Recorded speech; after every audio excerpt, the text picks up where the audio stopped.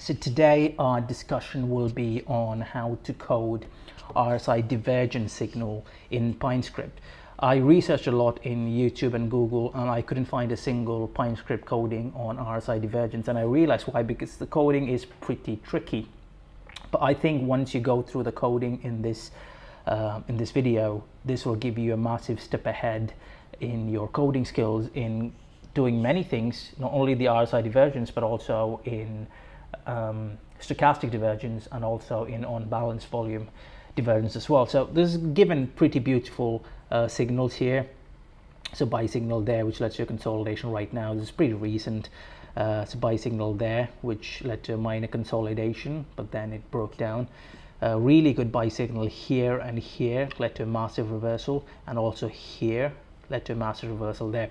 Now, the reason why I like to code this indicator rather than visually see it is because of the strict rules it gives. So discretionary trading, we do have strict rules, but it's really hard to implement those strict rules because the rules application can be quite vague. Say for instance here on the 28th of September the RSI is create a new low, but then on the 1st of October again it's create a higher low, and the price is also creating a new low. So there's an RSI divergence here, but there's no indicator signal here, and the reason why is I've created a minimum period in which I should find the RSI divergence. So my period was between 5 and 50 days, and I've given that strict rule that the RSI divergence should happen within that 50 period, otherwise I don't want that signal. And that has given me some beautiful signals which I believe for me suits, but if you guys want to change, you can change it. And that's a beautiful thing about coding. It makes whatever kind of trading that you do to be more strict and gives you better results so that you can apply it consistently. So at the end of the video I'll give you out a few challenges as well, so that'll also help you give you a next step to your coding in Pinescript. So I'll just go and explain to you the strategy line by line so you guys get an idea on how it works. So initially I just declare a few variables. So the RSI period is 14, and then I've given certain values like maximum range and minimum range and pivot right and pivot left. I'll come into detail on what that is. So first we'll create an RSI indicator function, RSI indicator. So basically this is the RSI indicator code, so I'll go it line by line. So thanks to Pinescript, they've got built-in function for RSI, which calculates the RSI for the close for the RSI period, which is 14 here. So that gives us the RSI value.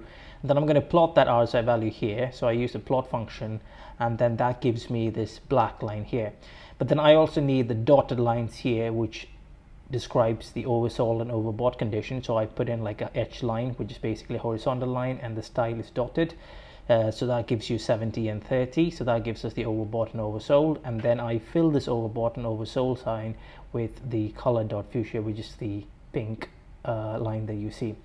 So then we need to declare a few things. So before that, I like to introduce to you certain things in Pinescript, certain manuals in Pinescript, which is really good for you guys to check out. So this is a Pinescript user manual, and there's also the Pinescript language reference. So this kind of things gives you different functions and different variables and all their duties and the operators. So I'll give the links to both these pages in the description so you guys can have a check. So coming back to the code, so first we need to check if there's a new pivot low in the RSI value. So i.e., do we have a new pivot?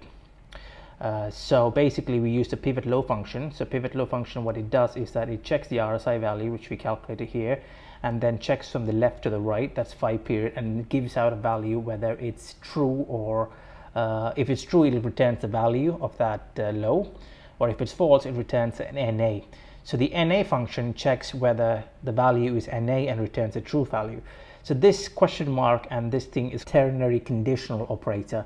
So basically what it does is it checks this expression, and if this expression is true then it gives out false, else it gives out true.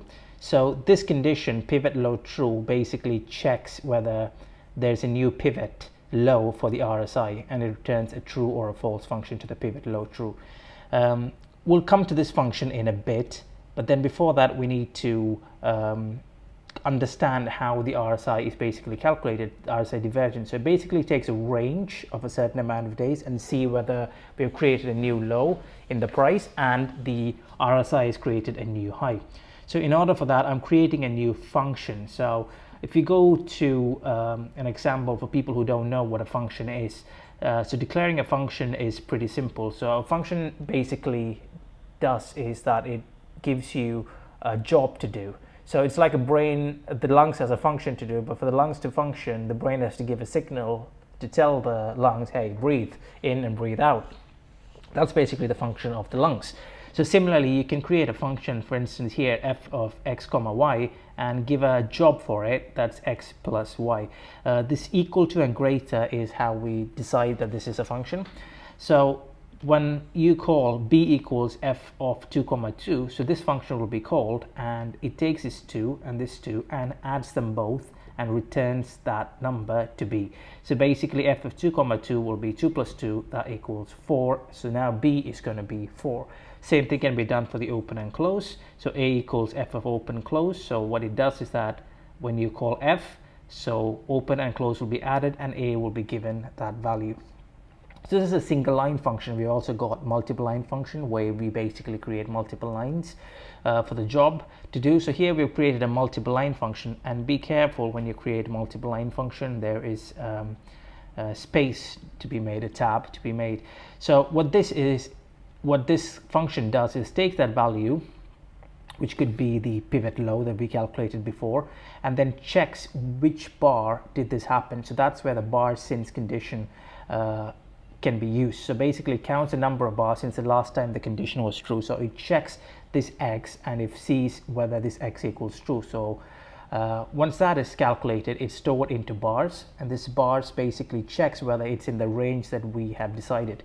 So we've decided a range of 50,5. So basically it will check whether this situation has happened between 50 periods and 5 periods, and if it's true, then the confirmed range will be true, and if it falls, then confirmed range is false.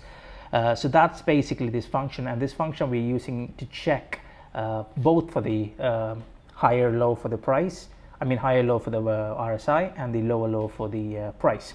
So for the RSI higher low, we have used this line here for the RSI higher low check. So we actually check if the RSI value is higher than the RSI value which was checked before, the lower low.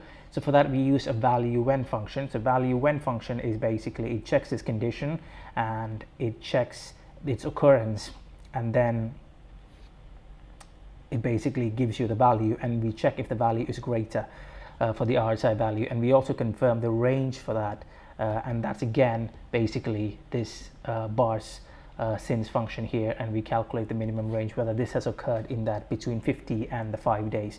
So similarly we check if the price is having a lower low. So this is different from the RSI. RSI we are checking higher low, but this one we are doing a lower low. So we use a low which basically calculates a bar's low, and we check if the pivot right, and again we use a value when, and then we see this condition as well. So now we've got the price lower low check and the RSI higher low check.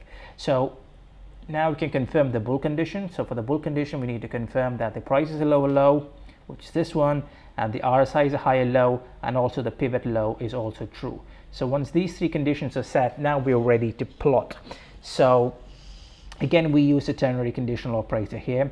So if the pivot low is true and the RSI value, if pivot low is true, then return the RSI value pivot right, and then otherwise not applicable.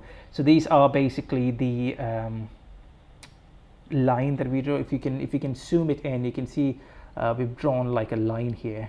So that's basically what this plot does for you. And then this plot, again the same situation, but we're using that by condition here. So that's pretty much it with respect to coding. I know this is really hard to digest in, but if you can go step by step, understand what the job of every single line is, it's pretty decent. It gives you really good solid understanding. And if you want to change the range, so here I've done 5 days as the pivot low, pivot right, and also maximum range is 50 days and 5 days. You can play around with these values. You can also change the RSI period from 14 to whatever. Now here's the challenge for you.